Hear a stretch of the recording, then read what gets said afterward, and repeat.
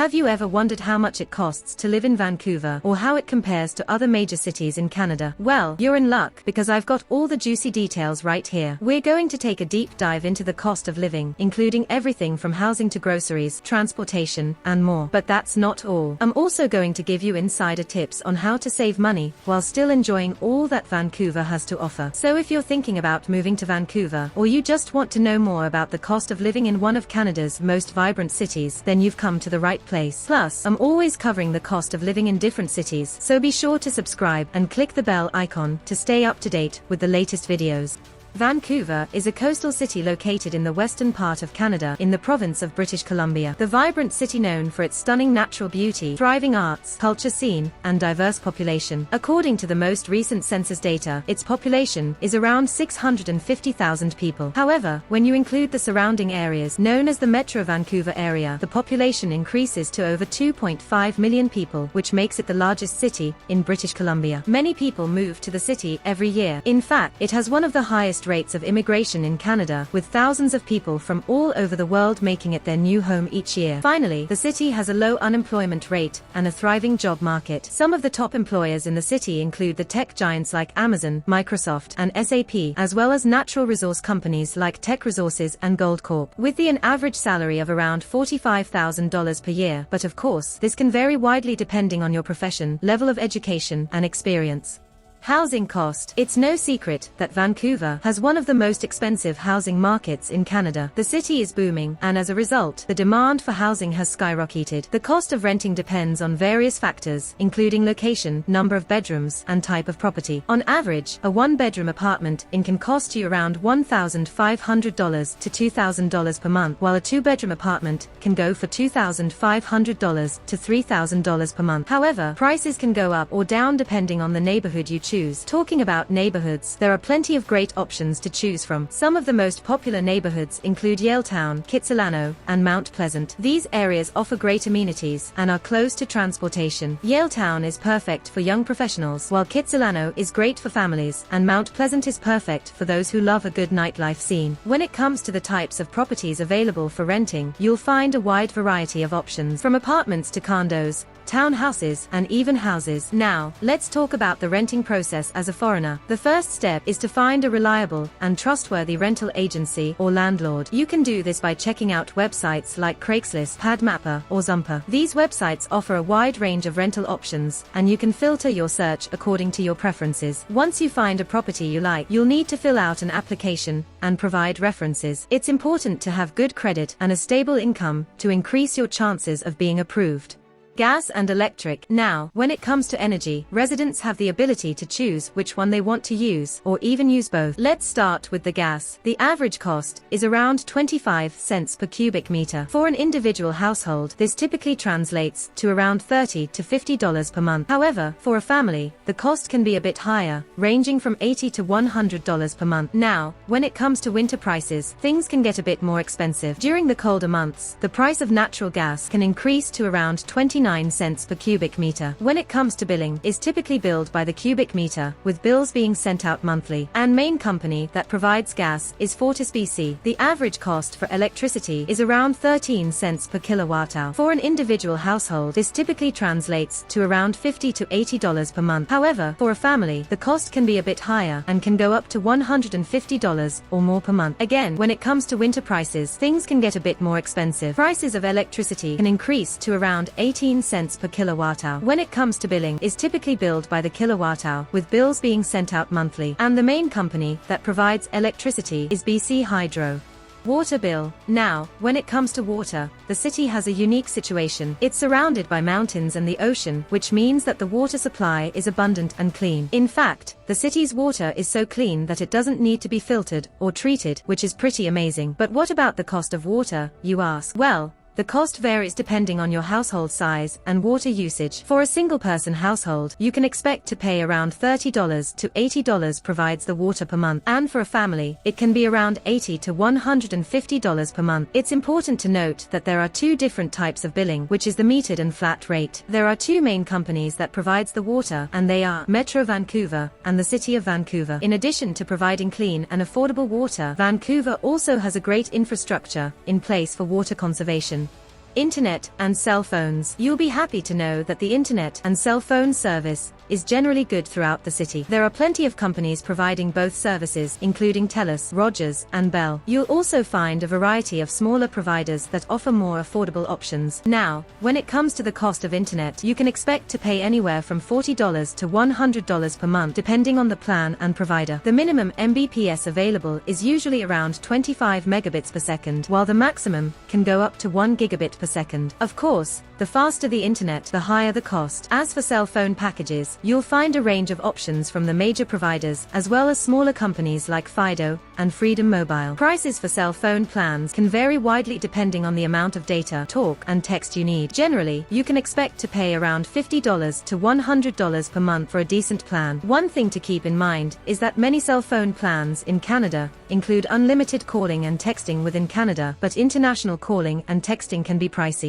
Transport. The city has an excellent transportation system that makes it easy to navigate, which is also affordable, efficient, and reliable. The public transportation system includes buses, trains, and ferries, and is managed by TransLink, which is responsible for public transportation in Metro Vancouver. The most common mode of transportation is the bus, which covers the entire city and is a very affordable way to get around. A one-way fare costs around $3.10, and a day pass costs around $11.50. If you want to explore the city at a leisurely pace, the SkyTrain is a fantastic option. The SkyTrain is a rapid transit system that connects Vancouver with its suburbs. It's fast, efficient, and affordable. A one-way fare costs around $3.75, and a day pass costs around $11.85. If you're feeling adventurous, you can also take a ferry to explore the city's stunning coastline. If you're planning to use public transportation regularly, you can save money by purchasing a Compass card. It is a reloadable card that allows you to travel on buses, trains, and ferries. It costs around $7 to purchase the card. Another helpful tip is to download the TransLink app. The app provides real-time transit information, including schedules, trip planning, and service updates.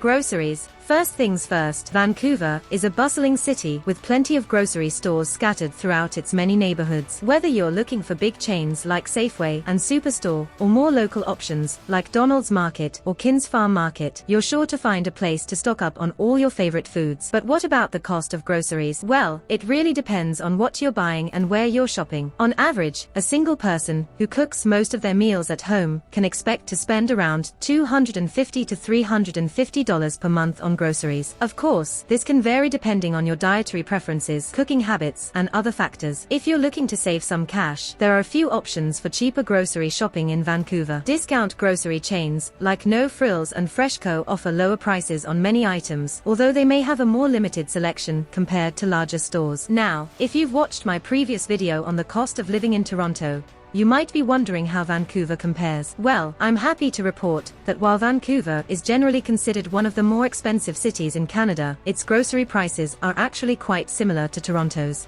Dining out. Vancouver is a food lover's paradise with a wide range of dining options to choose from. Whether you're in the mood for sushi, pizza, or seafood, the city has got you covered. But with so many options, how much can you expect to spend on a meal out? On average, a meal for one person at a mid-range restaurant will cost you around $20 to $30. But if you're looking to splurge on a fancy dinner, be prepared to spend upwards of $50 to $100 per person. And if you're on a budget, don't worry. Vancouver also has plenty of affordable dining options, with meals ranging from $10 to $15. But what about food delivery? With the rise of food delivery apps, getting your meal delivered right to your door has never been easier. On average, you can expect to pay around $5 to $8 for delivery. Now, let's talk drinks. A beer at a local pub will cost you around $7 to $10, while a glass of wine will set you back around $10 to $15. And if you're in the mood for a cocktail, be prepared to spend around $15 to $20. Last but not least, it's the coffee culture, with plenty of cafes on every corner. A cup of coffee will cost you around $3 to $5, but if you're looking for something fancier like a latte or cappuccino, be prepared to spend a little bit more.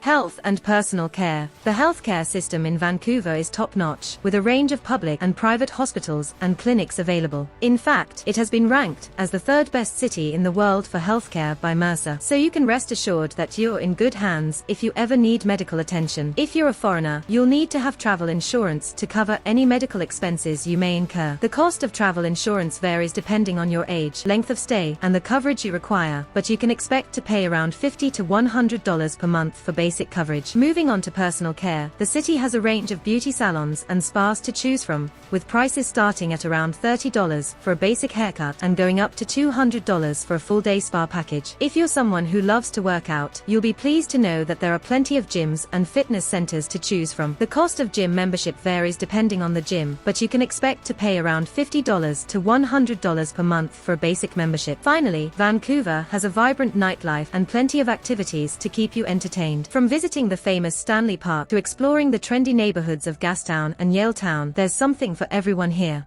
Education. Vancouver is known for its high-quality education system, with numerous universities, colleges, and language schools. The city is home to some of the top-ranked universities in Canada, such as the University of British Columbia and Simon Fraser University. When it comes to the cost of education for foreigners, it can vary greatly depending on the institution and program you choose. On average, international students can expect to pay around $25,000 to $35,000 per year for tuition and other fees. However, there are some universities that offer more affordable tuition fees for international students. For example, Langara College offers a variety of programs, with tuition fees ranging from $12,000 to $22,000 per year. Another affordable option is Douglas College, which offers programs with tuition fees ranging from $14,000 to $19,000 per year. Insurance and income tax. Car insurance in Vancouver is a bit of a mixed bag. On one hand, the rates are generally higher than other cities in Canada. However, there are a few things you can do to help lower your insurance rates. First off, if you're a foreigner, you'll want to make sure you have a valid driver's license from your home country. This will help you get a better rate on your car insurance. Additionally, you can consider taking a defensive driving course, as this can also help lower your insurance costs. In terms of actual prices, it's hard to give an exact figure. The rates can vary widely depending on factors like your age, driving record, and the type of car you drive. Now, let's talk a bit about income tax in Vancouver. Similar to car insurance, income tax rates are generally higher than other cities in Canada. As of 2021, the federal income tax rate in Canada ranges from 15% to 33%, depending on your income bracket. On top of that, British Columbia also has its own provincial income tax rate, which ranges from 5.06% to 16.8%. So, if you're earning a decent income in Vancouver, you'll definitely want to budget accordingly for income tax.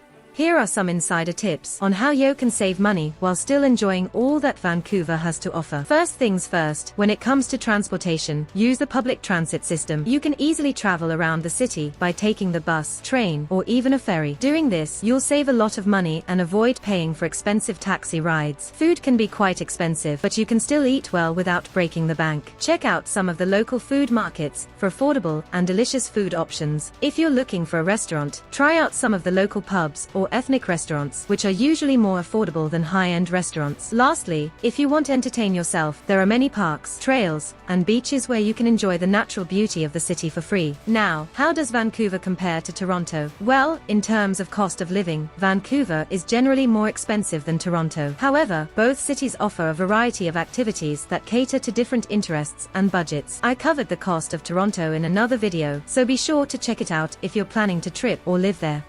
As we come to the end of this video, I want to express my gratitude for tuning in. I hope that the information provided was valuable and that you found it helpful in your quest to learn more about the cost of living in Vancouver. If you have any questions or would like to share your own experiences, please don't hesitate to leave a comment below. To make your life easier, we have included all the resources and links mentioned in the video description box for you to explore at your own pace. Additionally, if you enjoyed this content and would like to see more, make sure to hit the like and subscribe button. And don't forget to turn on the notification bell so that you don't miss out on any future updates. Lastly, if you're planning a trip to Vancouver soon and want to save money on flights and accommodation, we have a surprise for you. Check out the cheap booking site I've included in the description box below. With a wide variety of budget-friendly options, you'll be able to plan your trip without breaking the bank. Safe travels!